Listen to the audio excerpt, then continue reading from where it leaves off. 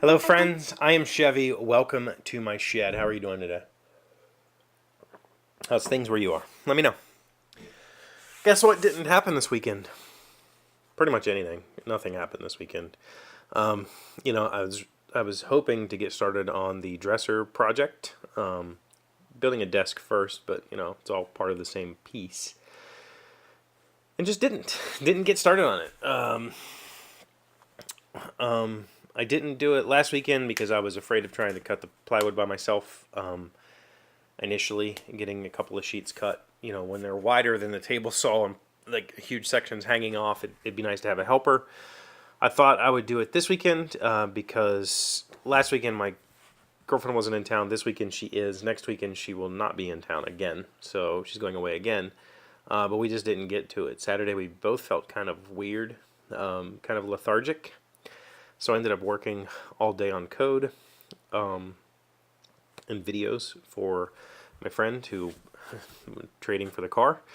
And then Sunday I ended up having to drive 2 hours one way to a soccer game. So like 6 hours or 7 hours of my day were taken up driving to the soccer game and back. And it was Mother's Day, so I went and saw my mom and gave her a Mother's Day present, and then drove up there and drove back and got rained on, and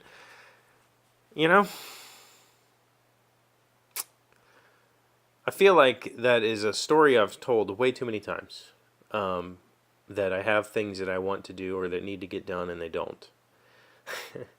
And I could give you all kinds of excuses, but that's exactly what they are, is excuses, and that's not helpful to anybody, My bathroom has been in tape for 2 months, 3 months now, since I primed the bathroom, and I've never gone back to paint it. I have the paint, I have the materials, they're all sitting there. Just haven't done it. Why? I don't know. I wish I knew. I wish I had that answer. I wish that I could find the part of me that says, don't do that, and turn it into, hey, go do that.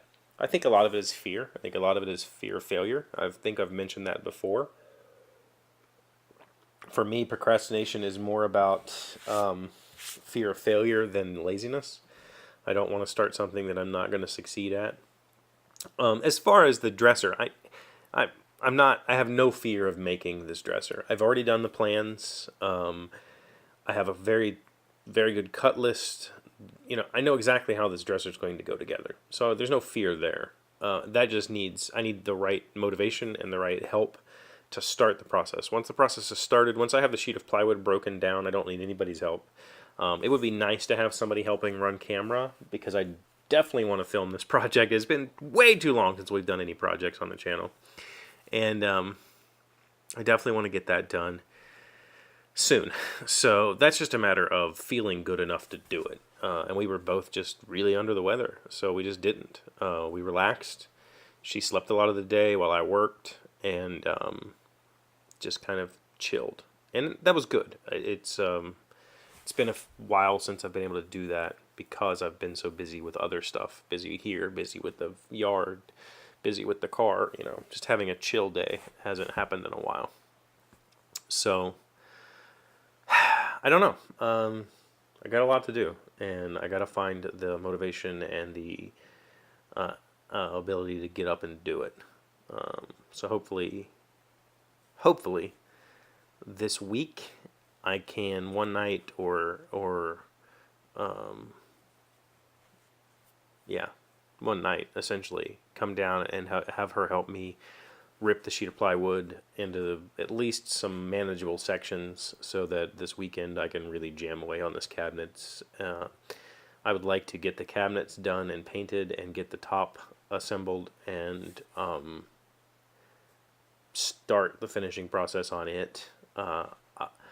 The desk can sit in place without drawers, but ultimately I'd like to have the drawer work done before I paint it. That way it all goes together without scratches and weirdness, because otherwise I'd have to put drawers in later. But ultimately, the desk can sit in place without being completely finished, and that's fine.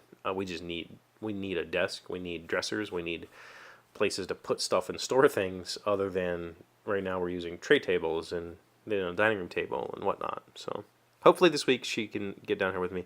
If not, I have another friend who's volunteered. And the friend that helped me go get the plywood volunteered. He's like, if you need me to come over and help, I'll do that. So I have an option. So she's leaving this week. We'll be gone for the weekend and won't be back until next Monday or Tuesday. So if I can, I'd like to get that done before she gets back. We'll see. We'll see how it works out. Not going to make promises that I don't live up to. But, this is episode 801. Never thought I'd be saying that. Never thought I'd make it, this many years of doing this weird little thing. So thank you for being here as always. Thank you for liking, commenting, subscribing, and being amazing friends, being wonderful people. I really appreciate you, and I hope to see you tomorrow. Hey, Doc, wait! I want to ask you something. Taser and Fact comes from Grammy.com. When did the Beatles win their first Grammy? In April 13th of 1965, the Beatles won their first 2 Grammys, the Best New Artist of 1964 and Best Performance by a Vocal Group for A Hard Day's Night.